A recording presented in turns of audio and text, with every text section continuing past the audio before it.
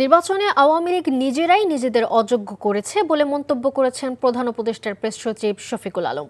সকালে মাগুরায় সাংবাদিকদের সাথে আলাপকালে তিনি এসব কথা বলেন।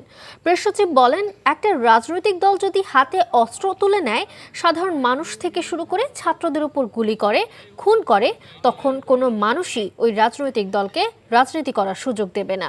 সারা দেশে বিপুল উৎসাহ উদ্দীপনার মধ্য দিয়ে ভালো একটা নির্বাচন হবে বলেও আশা প্রকাশ করেন প্রেস সচিব শফিকুল আলম।